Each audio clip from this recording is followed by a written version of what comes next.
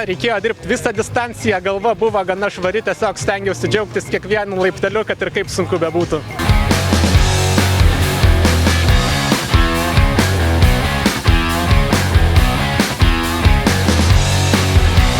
Turėjau po pirmo bėgimo rezervo nemažai 9 sekundės ir iš tikrųjų tai labai pačią pradžiugino rezultatas antro bėgimo, kuris buvo gerokai stipresnis už pirmojo, tai patenkinta ne tik pirma vieta, bet ir rezultatu.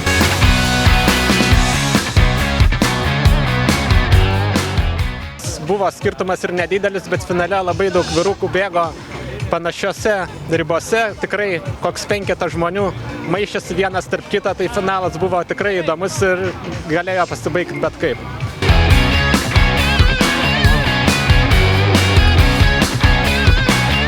Man čia natūraliai turbūt iki pusės bėgi, antrą pusę jau eini, bet aš tokia gal treniruojasi kalnuose ir turiu tokį greito lipimo. Tai antrą pusę natūraliai lipi, bet greit lipi, tą tokį power hiking. Tas antras trečdalis toks būna pakentėjimo, jau pabaiga, jau tu jauti, kad jau galas paspaudi jau iki finišo.